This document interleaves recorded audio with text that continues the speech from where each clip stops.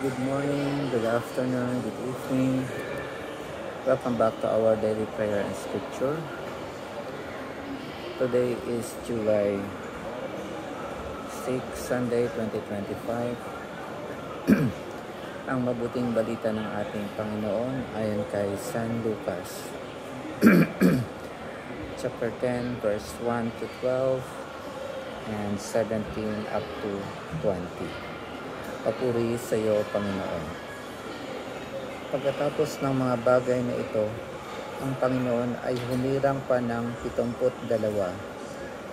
Pinaunan niya sila ng dala-dalawa sa bawat bayan at pook na patutunguhan niya. Sinabi niya sa kanila, sagana ang aanihin, ngunit kakaunti ang mga manggagawa. Idalangin ninyo sa may-ari na magpadala siya ng mga manggagawa sa kanyang bukirin. Kumayo kayo, sinusugo ko kayong parang mga kordero sa gitna ng mga asong gubat. Huwag kayong magdala ng lukbutan, supot o panyapak. Huwag na kayong titigil sa daan upang makipagbatian kanino man. Pagpasok ninyo sa alinmang bahay, sabihin muna ninyo, maghari nawa ang kapayapaan sa bahay na ito. Kung maibigin sa kapayapaan ang nakatira roon, sa kanila ang kapayapaan, ngunit kung hindi sila magkakamit nito. Manatili kayo sa bahay na inyong tinutuluyan. Kanin ninyo at inumin ang anumang idulot sa inyo, sapagkat ang manggagawa ay may karapatang tumanggap ng kanyang upa. Huwag kayong magpapalipat-lipat ng bahay. Kapag tinanggap kayo sa alinmang bayan, kanin ninyo ang anumang ihain sa inyo. Pagalingin ninyo ang mga may sakit doon at sabihin sa bayan, nalalapit na ang paghahari ng Diyos sa inyo. Ngunit sa alinmang bayang hindi tumanggap sa inyo, lumabas kayo sa mga lansangan nito at sabihin ninyo, pati ang alabok dito na dumikit sa aming mga paa ay ipinapagpag namin bilang babala sa inyo.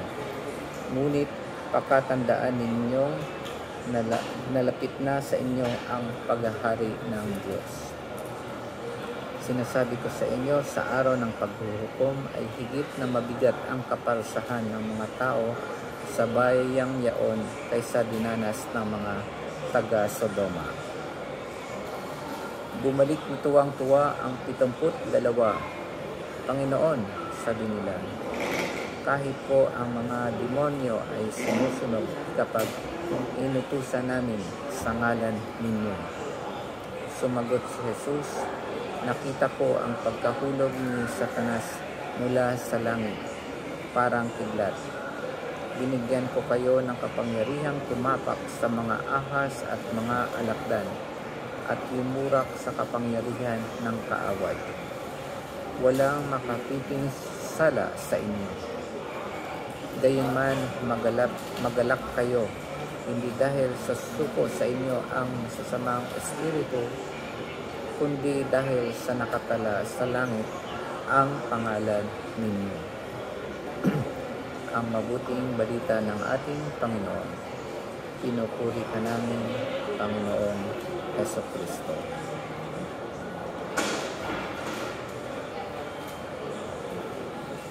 After namin ng mas kanina, nabanggit ni Father na ang sabi niya rito sa 72 na mga alagad, it means noong unang panahon, yun yung pagkaalam nila na parang 72 na bayan ang nakapaligid sa mundo. Kumbaga, yun lang yung alam nila na bayan, 72. Kaya kung iisipin natin na parang ang gustong ipahiwatig ng Panginoon ay ang mabuting balita ay ipalaganap sa buong mundo. Kaya parang nung sinabi niyang 72 ang bayan na pupuntahan nila, ibig sabihin gusto niyang ipalaganap ang buting balita sa buong mundo. At ang maganda rito ay ang sinasabi niya na matuwa kayo hindi dahil nakakapagpalayas kayo ng mga demonyo o kaya nakapagpagaling kayo sa pangalan ko, kundi mas matuwa kayo dahil nakasulat ang inyong pangalan doon sa Book of Life.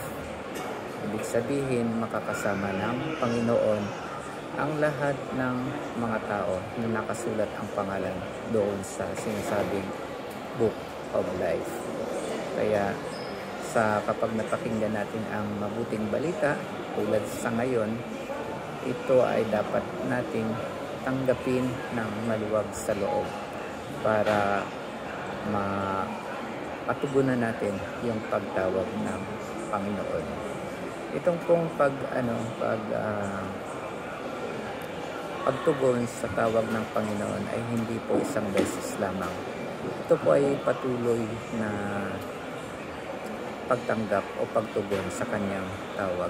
Kasi merong panahon na hindi po sa lahat ng oras ay tuloy-tuloy yung pagsunod natin. Kung minsan natitisod tayo, minsan nakakasala tayo, minsan pinanghinaan tayo ng loob, minsan tumatabang ang ating pananampalataya. Pero mapalad tayo na patuloy ang pagtawag sa atin ng Panginoon.